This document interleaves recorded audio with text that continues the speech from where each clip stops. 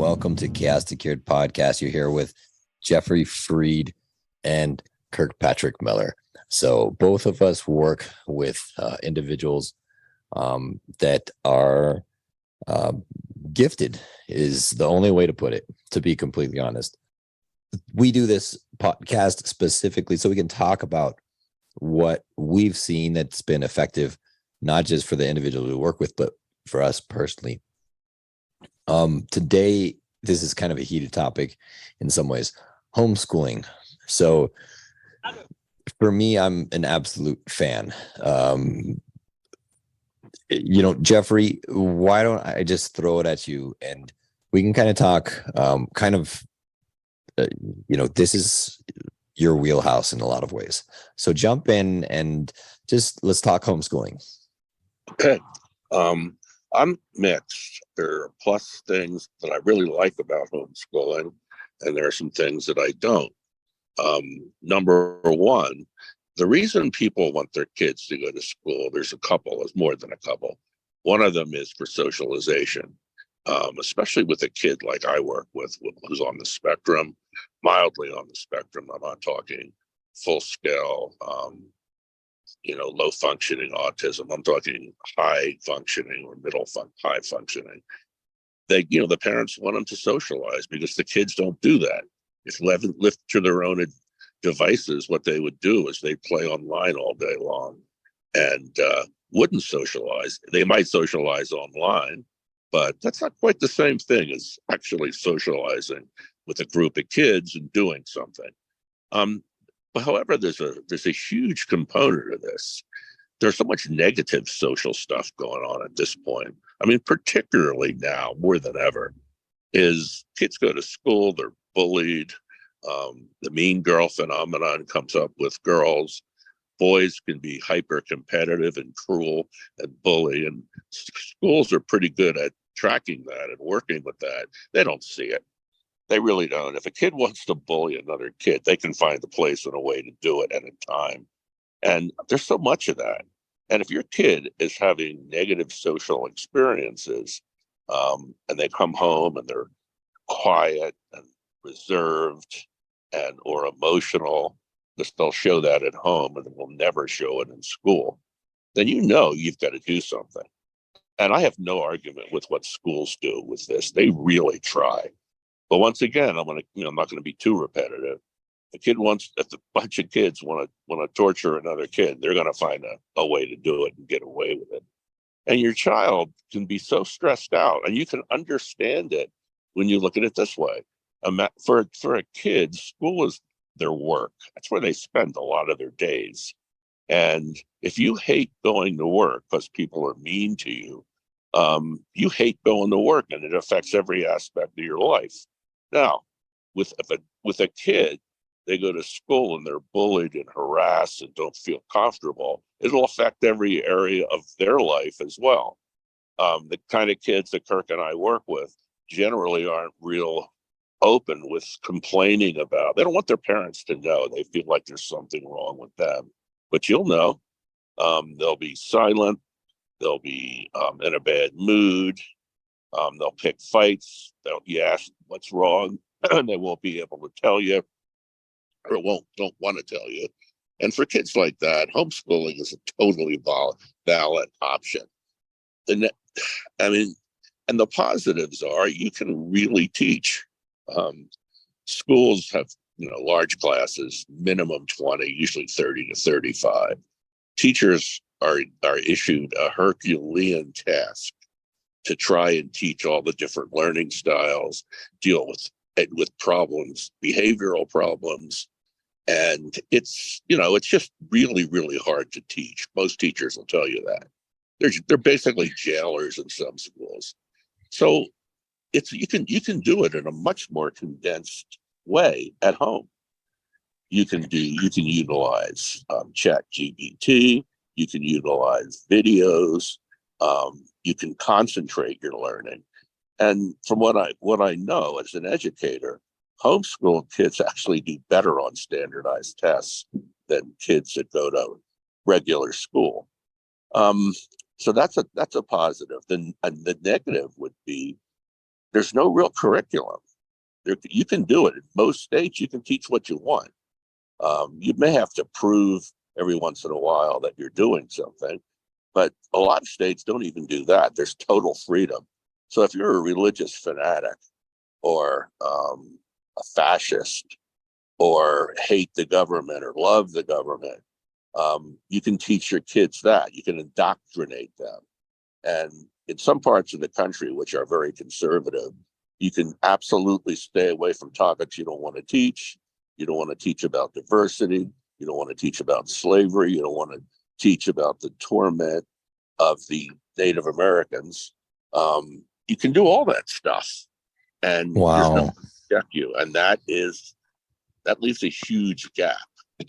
That was something I was not expecting. That surprised me, and it's something that I don't often hear, because right now you're hearing about a lot of people saying that, the schools are the ones indoctrinating kids.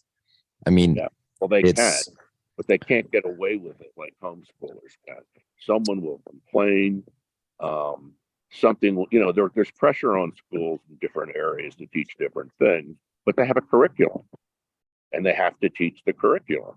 You don't have to do that when you homeschool. There's a few things that you said that caught my ear. So I'll jump with the first thing. And one was the social idea that, the social interaction is important. There are people that are just naturally gifted at being social. And I often find that sometimes, a lot of the individuals that I work with are forced to go to school because the parents feel that, listen, you're going to have to deal with somebody in the real world. So we're going to put you in school, which is completely logical if you think about it. The problem is that we all change through time. So at the age of, a teenager, the things that are appreciated as a human are different. We're all finding our place. So, there's a lot of variables at play.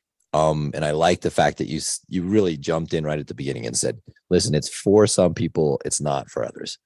I know for sure there are some people that struggle to learn on their own. They really like to learn when somebody else is doing it with them. Group learning. Yes. So like if somebody is, for me, even just like if I'm doing a project for myself, it's actually more fun if somebody else, like say I want to paint, is way more fun if somebody else wants to paint too. I can learn on my own, and especially when I'm driven to do it on my own. So for me, I would have loved it because I was held back so much and it felt so arduous. Like the curriculum you speak about, it's all about how long you have to spend on all of this, and everything felt so inefficient, even when I was really little. And I remember just completely trying to fight against the school system always. So whatever the teachers would assign problems, my first question would be like, why did you do this? Like, why? Yeah, that'll get you married. Yeah, well, and a lot of times if you have a child that's always asking why about everything, they're not always trying to waste your time. A lot of times they really want to know. If you give, and by the way, this works for like neurotypical, non-neurotypical, but more for non-neurotypicals, far more. Yes, far more. And the reason being, if you can explain why, then all of a sudden, if there's a logical reason to do something, it's like, oh, okay, absolutely. If you give them the typical, because I said so, or you say, if you can't, curriculum, they just don't see it. Yeah, they shut down, and instantaneously they don't want to be part of the. They stop doing the work. I have one in particular that I can think of, and I asked flat out, I was like, do you do the work or do you avoid doing the work because you don't see a point to it? Yes. Yep. Nobody's going to have to do this. And so I love homeschooling from the idea. Now, in the past, there's a couple problems with it. One, you need somebody that can be there. So with the realism, or the realistic viewpoint, I should say, to correct myself grammatically, would be there's enough people out there that have to work 2 jobs or 3 jobs just to pay for things. The prices are expensive. Everything is. So it is not easy to even have one partner out of 2 stay home to help with homeschooling. So, and not everybody can even afford, a laptop to use Chat GPT. I think at least, there are some free versions of it, which my hope is that, of course, somebody could at least find some device that they can do it on. At least you can use a phone or whatever. But there are so many different ways that we can teach young individuals now. And that's, for me, I look at it as just like I would medication. And we will do a podcast about medication as well. But for me, you're always trying to weigh the costs versus the benefits, and you're trying to get the biggest reward for the smallest cost. So when I have a child that I see just flourishes socially, they have no problem. They can just, click with people.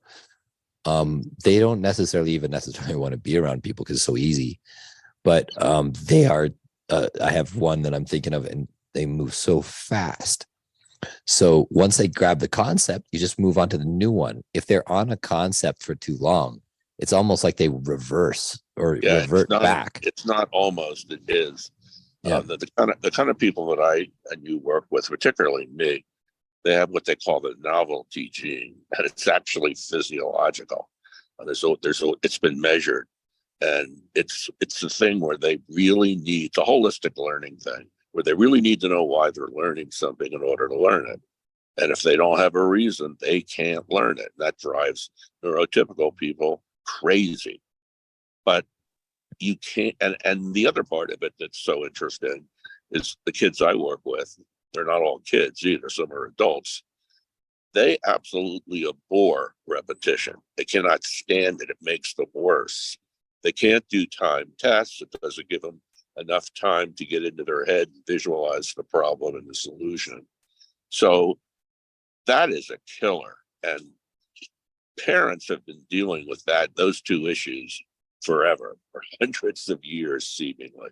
And it just doesn't get better. And as the society is producing more and more kids that are non-neurotypical learners, it's becoming a more severe problem. Schools can't do it. They can't cope with it. They don't have the budget. They don't have that knowledge, which isn't that hard to teach them. And what ends up happening is these kids, they go to private schools, the same problem. It doesn't get really much better. So they're out of desperation. They do homeschooling. And when they do homeschooling, there is, again, nobody checking up, making sure that they're learning stuff that they're not fascinated with. And that's hard. So you're going to have a whole generation of people who are specialists, but they don't have a general background because no one really made them. And I hate saying that.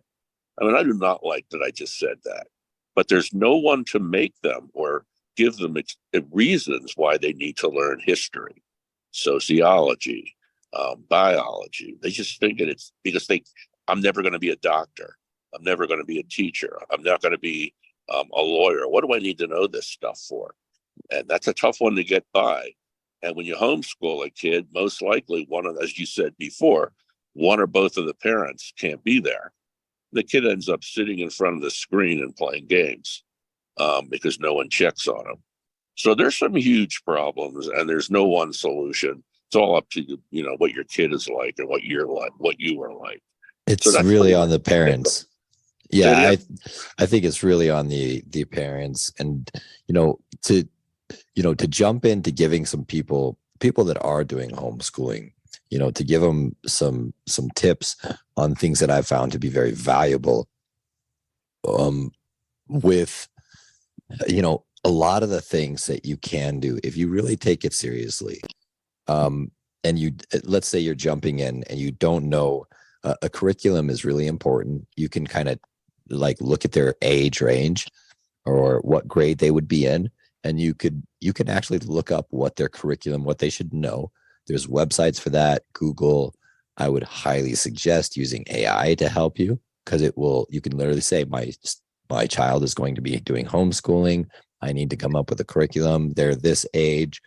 What would you suggest? And it'll come up with the whole curriculum for you. You can follow that. And then, so because you do need to have diversification. One thing I love about ChatGPT is the ability to make something interesting. If you really don't know, or you don't have an answer to why you should learn something, you can ask it, why should I learn this? And my goodness, the answers you get are phenomenal.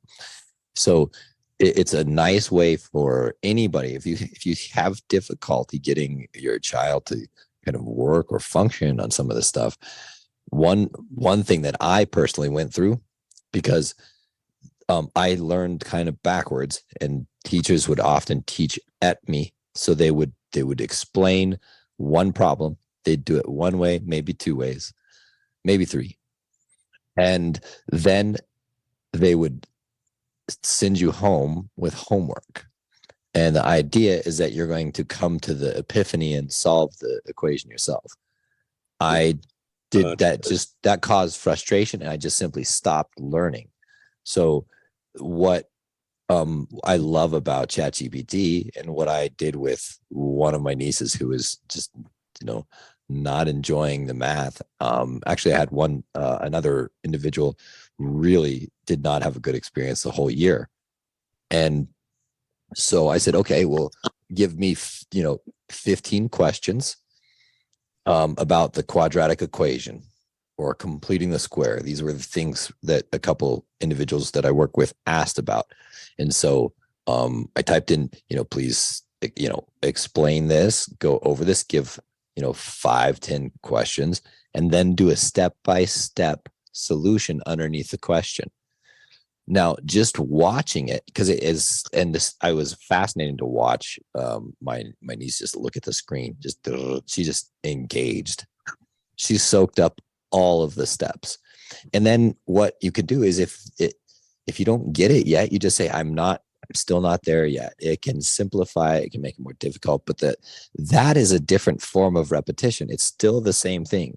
Yes, they are not writing out the notes on piece of paper, or they're not copying it from a book to something else. They're not actively moving.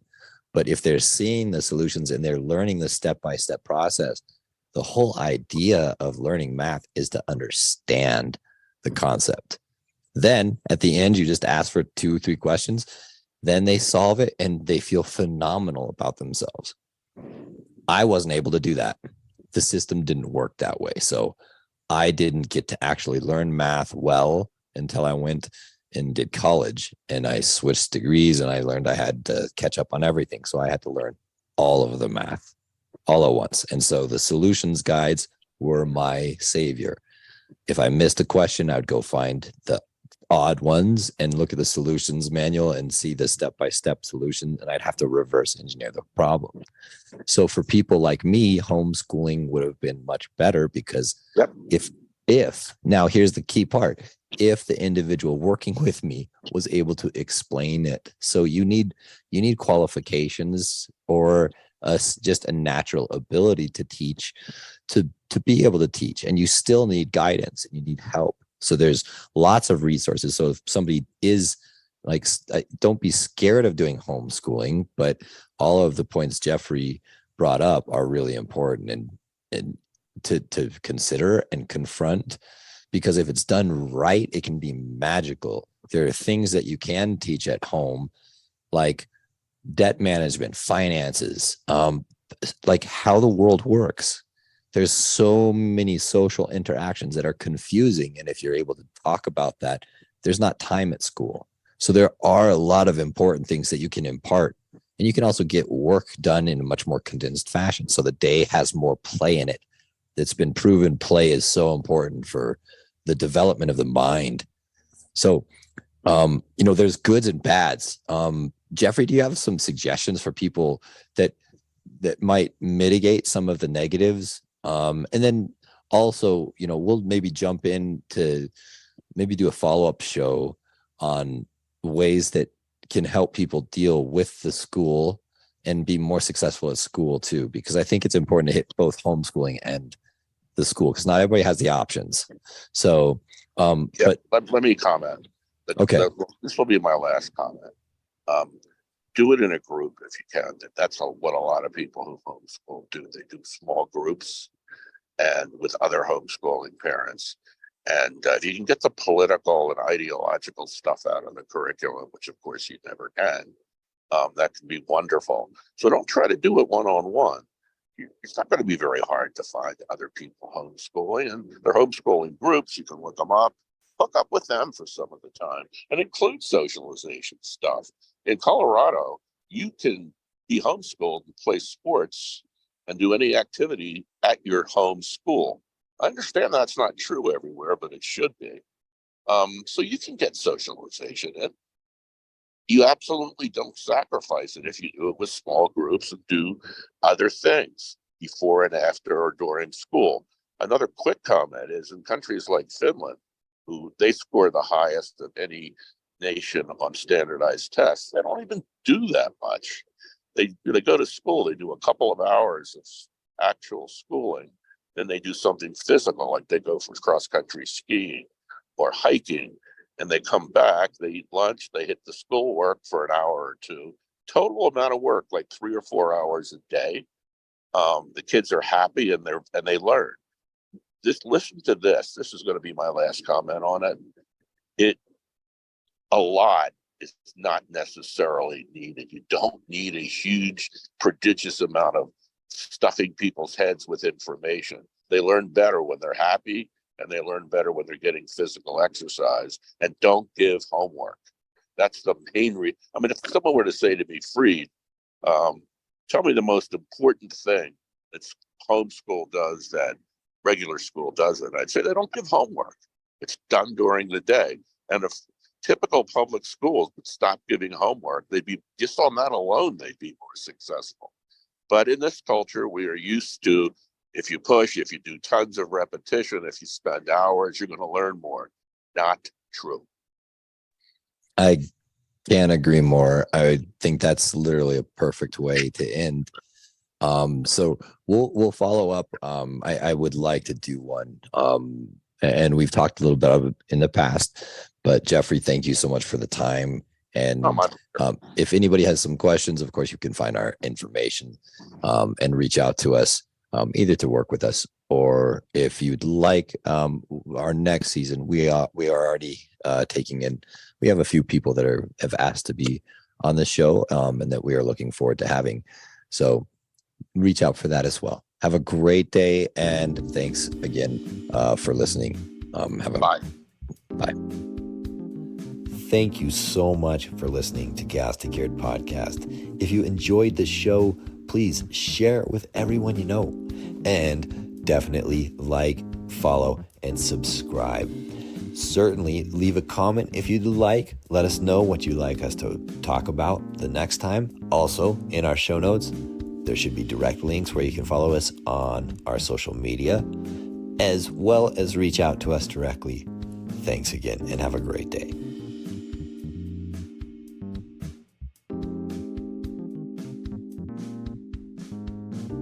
The views, thoughts, and opinions expressed on Chaos2Cured podcast are the speaker's own. All discussion is based on our own experiences. We do not and cannot guarantee the accuracy or completeness of any information. Chaos2Cured podcast cannot give medical or health advice. All discussion is based upon our personal experiences and meant for general and educational purposes. This podcast is not a substitute for professional help or for diagnostic purposes for yourself or another. Chaos2Cured podcast always encourages you to consult an appropriate professional.